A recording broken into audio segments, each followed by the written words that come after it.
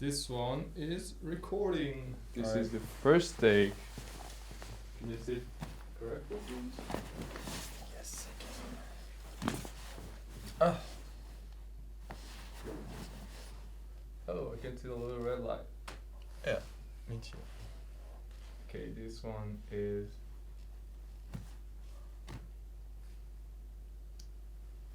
recording too. It's running. Is that a red light? No, it shouldn't. No, it's not. Well, I'm Luca. I'm 25 years old. I'm from Berlin, Germany. Study at the University of Potsdam. Yeah, I'm an exchange student here at Middlebury College. I like quite a lot here. It's just, first of all, it's beautiful. It's great to be in like the rural area, getting out of the big city. Yeah, it's really peaceful. And besides that, the academic level is kind of challenging, but I really like it. I like being challenged. So I'm in a teacher training program. That means I'm going to be a teacher, high school level, in the subjects of English and history. So it's basically, it's not a double major. It's basically a triple major, educational studies, history, and English, and all kind of combined. Yeah, and I'm in my third year right now. I studied law for a while, for I think 5 semesters, I think. Yeah, but I dropped it, which is quite easy in Germany. Right after finishing high school, I had like 2 weeks for myself, and then yeah, I went straight to the army for a year. I'm specialized in I think the American term for that is oh shit, I forgot about it. Wasn't it? Yeah, it's mechanized infantry. Yeah, mechanized infantry.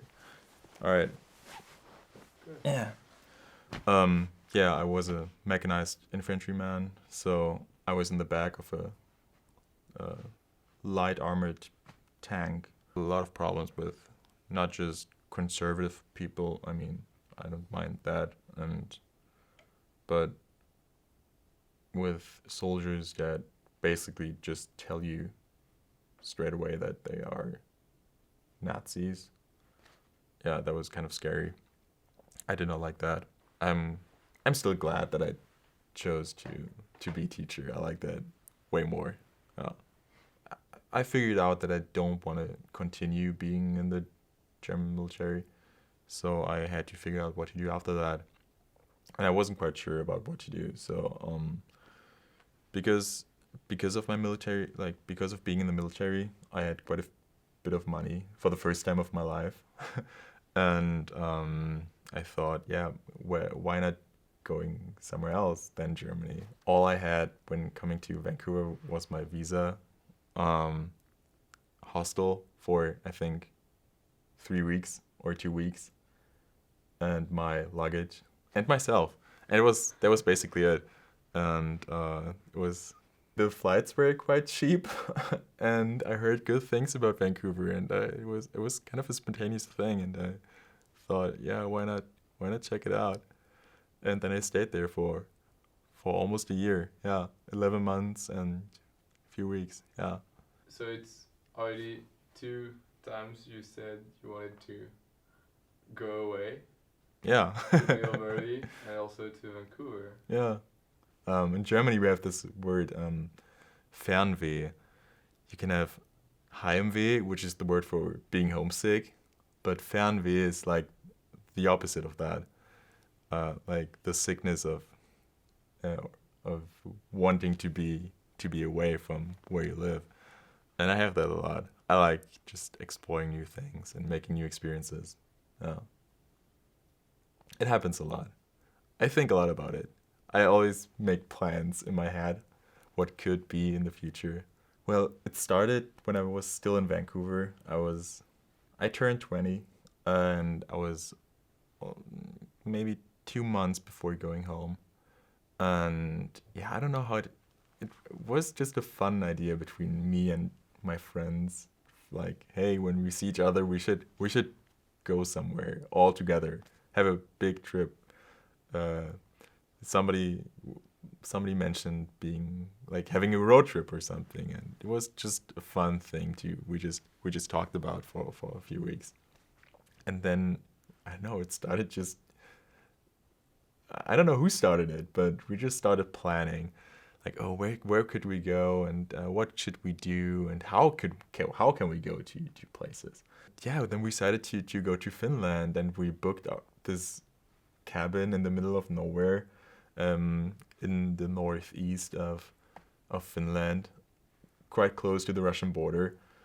And then we made a plan how to get there, and we organized a car. We were 7 people, 6 guys, 1 girl. The day before leaving Berlin, basically everything was clear. Actually, we had this like minivan. We were, as I said, 7 people. We got in and we just drove. And first stop was Warsaw in Poland. And no, actually, the first stop was was a big supermarket behind the Polish border, um, because that was like the first stop where we bought alcohol. That was, of course, really important to us. Polish alcohol is cheaper than German alcohol. From Warsaw straight to Riga in Latvia. Super cool, old town, really nice.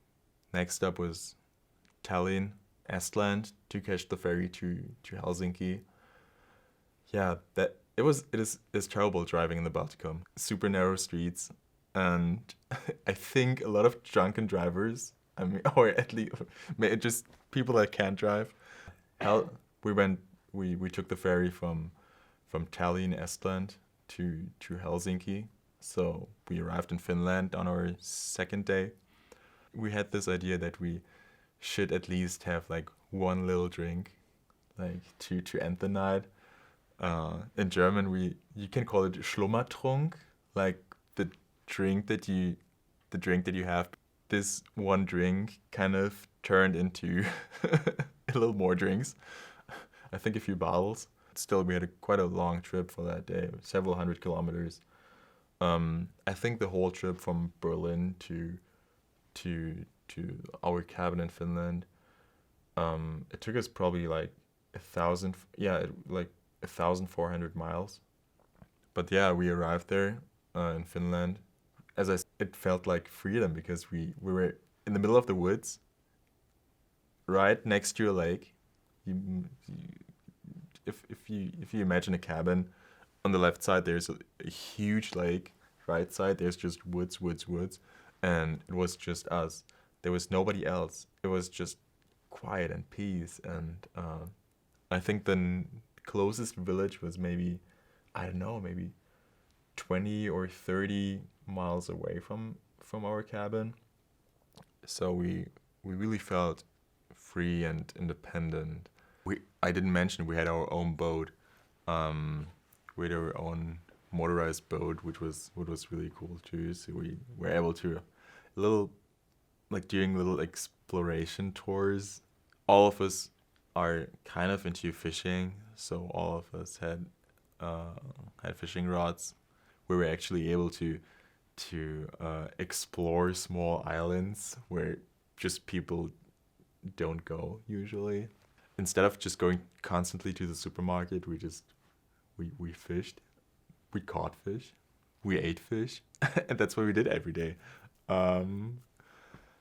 So it was a constant feeling of being there, being home, but also of having a certain plan how to provide for ourselves. Yeah, coming back to Berlin was unusual. There were several things that the Finland trip taught me. Big difference was that I went there by car instead of just flying there.